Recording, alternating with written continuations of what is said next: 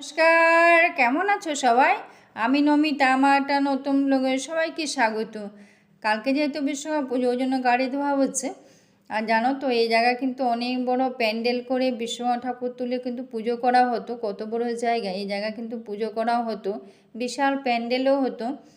পুজোর আগের দিন সারা জেগে থাকাও হতো। তো আনন্দ ফুর্তি, বাজার হাট, রান্না বান্না, খাওয়া দাওয়া, বিশাল আয়োজন ছিল। তো খুব আনন্দ ছিল। তো শেষটা এখন বন্ধ হয়ে গেছে, তো ওই জন্য কিন্তু মনটা খুব খারাপ। তো আমার বরের তো আর বেশি খারাপ, সে হয়তো প্রকাশ করতে পারে না, আর ও এমনও প্রকাশ করতেও পারেও না, কম কথা বলে, তার কথা কোনো শেয়ার করতেও পারে না। তো সবাই তো আর সমান না, এটাই কিন্তু হয়। একজন মধ্যবিত্ত ঘরের ছেলে কিন্তু যে কতটা মনে কষ্ট না, আমরা কিন্তু বুঝেও বুঝি না। সবাই তো আর সমান না, কিন্তু ও তো আর সবটা সবাই সমানভাবে প্রকাশ করতেও পারে না। আমরা কিন্তু মেয়েরা পারি কখনো কখনো নিজের মনের কষ্টটা কিন্তু কাউকে বলেও নিজেকে একটু হালকা করতে পারে, কিন্তু ছেলেরা কিন্তু সেটা পারে না। ওরা কিন্তু সবার সঙ্গে হাসি মুখে মেলার চেষ্টাই করে, কিন্তু এটা কিন্তু ওরা পারে না যে নিজেদের যে বুকের ভিতর যে বোবা কান্নাটা না, বুকের ভিতরে চাপা কষ্টটা নিজে বয়ে নিতে ওরা ভালোবাসে।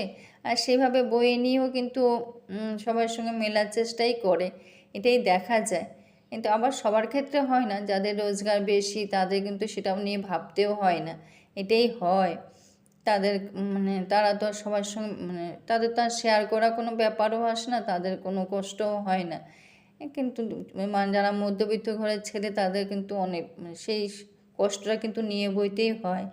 একই বাড়িতেও যদি দুজন থাকে না, যার একজনের রোজগার কম একজনের রোজগার বেশি, সে বাড়িতেও যদি এক টেবিলে খেতে বসে না, কিন্তু যার রোজগার বেশি তার তো কোনো ব্যাপার না, কিন্তু যার রোজগার কম না, তার কিন্তু একবার জায়গা দুবার চাইতেও কিন্তু ভাবতে হয় যে চাইবো কি চাইবো না, এটা কিন্তু দেখা যায়।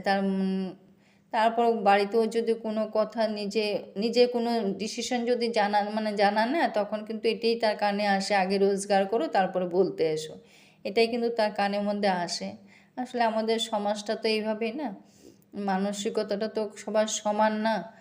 এই সবটাই তো ঈশ্বরের দেওয়া, ঈশ্বর যাকে যেমনভাবে পাঠায় তাকে তো তেমনভাবেই থাকতে হবে। দেখো, সকালবেলা আজকে গোলা রুটি করেছিলাম, তো গোলা রুটি দিয়ে বললাম না মনটা খুব ভালো নেই, ওই জন্য কোনো কাজকর্ম করতেও আজকে ইচ্ছাও করছে না। তো ভাবছিলাম আজকে যদিও আমি আমার অনেক মিস হয়, আমি সবসময় রেগুলারিটি আমি করিও না, একেই তো আমি 2 দিন পর পর দিই, তার মধ্যেও আমার রেগুলারিটি নেইও। তারপর ভাবলাম কি না করি, একটা নেশাও হয়ে গেছে না, এটাও বলতে পারি, নেশাও বলতে পারো। সবার একটা যারা ভিডিও আমরা ব্লগার না, তাদের কিন্তু একটা নেশা হয়ে যায়, কী করলাম না একটা নেশা কিন্তু কাজ করে, তেমনই আর কি। তো দেখো, সকালে গোলা রুটি দিয়ে চা করে খেলাম, তারপর ভাত ভাজা করেছিলাম, তো ভাত ভাজা করে আজকে সবাই টিফিনে এটাই করেছি। তো তারপর রান্নায় লাউ তরকারি করেছি আর ডিম করলাম, আজকে তেমন কিছু করিনি, কোনো কাজও করিনি আজকে দিনটা বসে বসে কাটিয়ে দিয়েছি, তাই আর কিছু করলাম না। তো ডিমটাও রান্না করে নিচ্ছি, লাউটাও হয়ে গেছে, এইভাবে আজকে দিনটা কাটালাম আর কি। ওইটাই হয়, জমি আর জল যদি এক হয়, একই তো একটা জমিটা আর একই জমি, তোমার আমার জমি যদি একই হয় না, সেই জমিতে যদি করলা লাগাই, লঙ্কা লাগাই, তাহলে কিন্তু করলাটা তিতো হবে আর লঙ্কাটা ঝাল হবে, তাই না? এটা তো জমির আর জলের তো কোনো ব্যাপার না, এখানটা বীজের যে বীজ আমরা বসাবো সেই বীজটাই তো হবে, সেই বীজে তো ফসল হবে।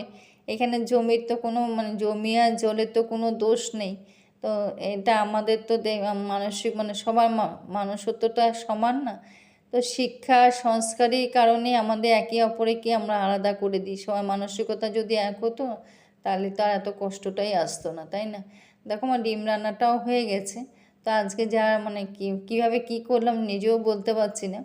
তো ওইভাবে কাজ শেষ করলাম, তো ডিম রান্না করে দুপুরে খাওয়া দাওয়া করে তার বিকেলবেলা বিকেলে তো আমাদের কত যে কাজ থাকে, সেটাও তো আর চলতেই তো থাকে। বিকেলে আবার কাপড়গুলো যেটা আজকে কিছু কাচাকাচিও করিনি, পুরোনো যে কয়টা ছিল সেই কয়টাই শুধু ধোয়া আর কি, সেগুলো তুলে নিচ্ছি। আজকে জানো তো, কালকে বিকেলবেলা বাজারে গেছিলাম, বাজারে গিয়ে না ফল কিনে নিচ্ছি আর কি, বয়স্ক ভদ্রমহিলা ফল কিনে নিচ্ছি। তো ফল কিনতে গেছি, তো তো ভদ্রমহিলা বলছি বারবার আপেল আর কি, আপেল কেনার জন্য বারবার বলছে বেশি করে নিয়ে যাও, খুব ভালো আপেলটা। তারপর তো আছে দাঁড়িয়ে আছে আপেলগুলো মানে দেখে দেখে মানে কিনছি আর কি। তখনই একজন ভদ্রলোক আর ভদ্র মহিলা এসে দাঁড়ালেন, দাঁড়িয়ে বললে আমাকেও কিছুটা আপেল দাও, দুটো তিনটে দিলে হয়ে যাবে। তারপরে তো ভদ্রমহিলা ভদ্রলোক যে বয়স্ক বুড়িটা বিক্রি করছে না, উনি বললো না বেশি করে নিয়ে যাও, আপেলগুলো খুব ভালো, তোমার ছেলে পেলেকে দিতে পারবে। তারপর দেখো চাল কুমড়োটা আরও বড় হয়ে গেছে, দেখতে বেশ ভালো লাগছে না? তো এইগুলো নিয়ে তার বাড়ির ভিতর ঢুকে গেলাম। তারপর তো কী হলো জানো তো, যে বুড়িটা বিক্রি করছে না, বুড়িটা তিনটে ছেলে, তো তিনটে ছেলের মধ্যে একটা ছেলেও বুড়িকে দেখে না আর কি। তো ওর জন্য উনি বাধ্য পেটের দায়ে ফল বিক্রি করে খাচ্ছে আর কি, সেটাই গল্প করছিল। তখন ভদ্রলোক আর ভদ্রমহিলা যিনি এসে দাঁড়িয়ে আছেন না, তো উনি দুটো আপেলে বেশি নেবেন না, ওনাকে বারবার জোর করা হচ্ছে যে একটু বেশি করে নেওয়ার জন্য। তো বয়স্ক বুড়িটা একটু বেশি বিক্রি হলে উনি বেশি একটু পয়সাটাও বেশি হবে, ওই জন্য বারবার জোর করে হচ্ছে। তো ভদ্রলোক বাধ্য হয়ে বললেন না মাসিমা, আমাকে বেশি দিয়ে লাভ নেই, আমার বাড়িতে কেউ নেই, আমার কোনো ছেলেপেলে নেই। তো আমি শুনে না হাঁ হয়ে গেলাম যে কি ঠাকুরের দেখো ভগবানের যে কি লীলা, ওনার তিনটে ছেলে, তাও উনি ফল বিক্রি করে পেটের জন্য ফল বিক্রি করে খাচ্ছে, এটা কত ওনাটা একটা মানে কী বলবো, মানে ভাষা নেই।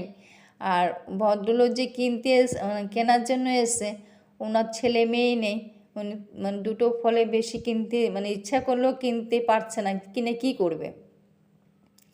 এটি আর কি, আমাদের আক্ষেপের আর শেষ নেই, সবটাই তো ঈশ্বরের দেওয়া, তাই না বলো? তারপর দেখো বিকেলবেলা রান্না বান্না বন্ধ করে দিলাম, সেটাই বলছি, আক্ষেপে আমার আজকে শুধু এই মশলা কোটোটাই মানে বাকি ছিল, সেটাই ধুয়ে আজকে শেষ করে, আরটা আছে ওটা ধোয়া হয়ে গেছে, আর আজকে এটা মানে ছিল ওটাই ধোয়া হয়ে গেছে। এখনও রান্নাঘরটার কিছুই ঝাড়া হয়নি, কোনো কিছু পরিষ্কার করা হয়নি, তো ওইগুলো করতে হবে না, মানে এখনও ধরিনি আর কি। তো করব সোমবার থেকে হয়তো করা শুরু করব। এখন আর কিছু করতেও না ইচ্ছাও করে না, মানে কি বলবো, মানে ভালো লাগে না, কোনো কাজকর্ম করতেও ইচ্ছা করে না, মানে বসে বসে থাকি। তো করতে তো হবেই, না করে তো মানে উপায়, নিজের কাজ তো নিজেরই করতে হবে। সেটা কালকে ভিডিওতে কত সুন্দর সুন্দর কমেন্ট এসছে, খুব ভালো লেগেছে যে বাড়ি, কথা তো সত্যি কথা, বড় বাড়ি তো সবারই ভালো লাগে। আমার বড় বাড়ি মানে ছোটোবেলার থেকে আমি বড় বাড়িতে জন্ম হয়েছি, মানে আমার যদিও কোয়ার্টার ছিল, কিন্তু বড় কোয়ার্টার ছিল, বাবা তো সরকারি চাকরি করতো, কিন্তু বড় কোয়ার্টার ছিল। আবার যখন আবার পড়াশোনা করে যেখানে বড় হয়েছে, দুটো কোয়ার্টার, একটা কোয়ার্টারে জন্ম হয়েছে, আবার ওই কোয়ার্টার থেকে যখন বাবা প্রমোশন পায়, আবার তার থেকে বড় কোয়ার্টার পায়, ওই বড় কোয়ার্টারে যখন আবার বড় কোয়ার্টারে যাই, তো ওই কোয়ার্টার থেকে আমার বিয়েও হয়। এই তারপরে বিয়ে পরে এসেও বড় বাড়ি পেয়েছি, এটা কিন্তু ঠিক, বড় বাড়ি মানে বড় জায়গা, বড় স্পেসটা আমি পেয়েছি, কিন্তু ভালো তো লাগে, এটা সত্যি কথা। আমাদের সবারই মানে বড় ঘর, বড় জায়গা, সবটা সন্ধ্যায় পুজো দিতে চলে এলাম, ঠাকুর ঘরে পুজো দেবো, ঠাকুর জলভোগটা দেবো, দিয়ে তারপর এই যে বললাম না, বড় ঘর বড় বাড়ি ভালো লাগে, বড় জায়গা বড় স্পেস ভালো। যদিও আমার তেমন দেখাবার কিছুই নেই, মানে তেমন মানে সাজিয়ে তো রাখা কিছু আমার মানে জিনিসপত্র তো খুবই কম, কিন্তু আবার একটা জিনিস দেখা যায়, কিন্তু জিনিসপত্র কম থাকলে কিন্তু ভালোও লাগে, পরিষ্কারও থাকে, মানে ঘরটা একটু ফাঁকা ফাঁকা থাকে, কিন্তু এটা কিন্তু একটা আছে আসলে। আবার মানে নেই দেখো বলছি না, দেখো এই ঘড়িটা কিন্তু আমার ছেলে, বললাম না সেদিন রক্তদানের শিবির চলছিল, তো বা ছেলে রক্ত দিয়েছে, তো রক্তদান তো ভালো কাজ না, তো দিয়ে ও ঘড়িটা পেয়েছে, সেটা এনে আমাকে দিল, তো আমি বললাম রেখে দে এটা, এখন তো লাগাবার জায়গা নেই, তো সব জায়গায় ঘড়ি আছে, তো ওই জন্য রেখে দিলাম। তো দেখো দেখাবার কিন্তু কিছু নেই, তার জন্য কোনো আমি মানে যার সামনে ঘুরিয়ে দেখাচ্ছে যে যায়, মানে বাড়িটা অনেক বড়, অনেকে বলেছে যে তোমার ঘরটা একটু দেখাবার জন্য, দেখাবার কিছু নেই গো। এটা আমার বাবার ছবি, বাবা মারা যাওয়ার কিছুদিন আগে, তারা তোমাদেরকে নামিয়ে একটু দেখাচ্ছি। আমার ভালো করে দেখাতে মানে পারলাম কি না বুঝতে পারছি না, পরে আমি মানে প্রথম তো বুঝতে পারিনি, তো পরে দেখলাম যে ভালো করে হয়তো তোমরা বুঝতে পারবেও না, তো অনেকে মানে ছোটোর থেকে শুনে এসেছি আমার বাবার মুখটা নাকি আমার মুখটা মানে একই আর কি। তো বলে না আমার ছেলে যেমন আমার বাবা মানে আমার বরের মতন, তো ওইটাই আর কি। তা আমিও আমার বাবার মতন পুরোটা ভালো করে আসেনি জানো তো, লাইট একটা জ্বালাতে ভুলে গেছি ওই জন্য। পরে দেখলাম আরে একটা লাইট তো একটাই লাইট জ্বালিয়েছি, আরেকটা লাইট জ্বালালে সে ভালো করে বোঝা যেত, তো ভালো করে বোঝাতেও পারিনি। তো এইটাই আর কি।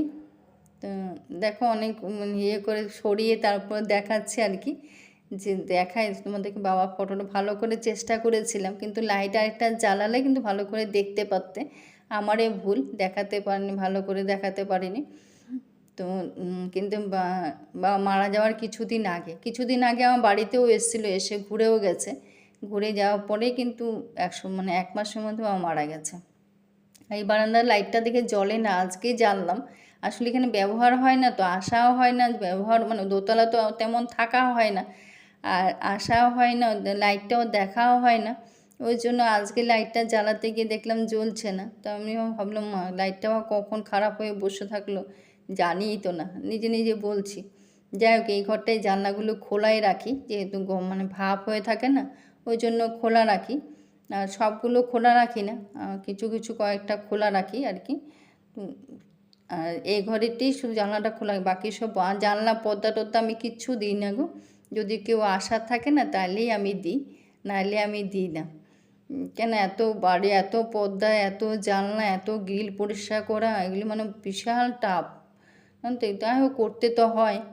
তো নিজে হাতে করতেই ভালোবাসি আর করিও। তো আজকে দেখো এখানে সব লাইট অফ করে সব কাজ হয়ে গেছে, লাইট অফ করে চলে যাচ্ছি, এইভাবে নেমে যাচ্ছি আর কি। তো এখন সন্ধ্যা 7:30টার মতো তোমার কালকে পুজো প্লাস্টিকে ফুল টুল এনেছিল, প্লাস্টিকগুলো এখানে রেখেছি।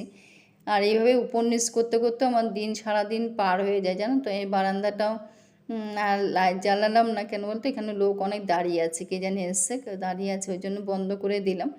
আর ব্লগটা আজকে এখানে শেষ করলাম। কেমন লাগলো মানে সবাই ভালো থেকো, সুস্থ থেকো। কেমন লাগলো কমেন্ট করো। বড় বাড়ি ভালো লাগে, কিন্তু পরিষ্কার করতেও তো হয়, সবারই ভালো লাগে। বড় জায়গা, বড় বাড়ি সবারই ভালো লাগে, কিন্তু এগুলো মেনটেন করতেও কিন্তু খুব কষ্ট। আর এখন কিন্তু তেমন লোক মানে এই পাড়ার মধ্যে তেমন লাগে যেমন পাওয়া যেত না, এখন কিন্তু পাওয়াও যায় না যে কাউকে দেখো এখানে বজরংবলী ছবি মানে ফটো লাগানো আছে। তো আজকে ওকে দেখতে মানে বজরংবলীকে দেখতে দেখতে ব্লগটা শেষ করলাম। সবাই ভালো থেকো।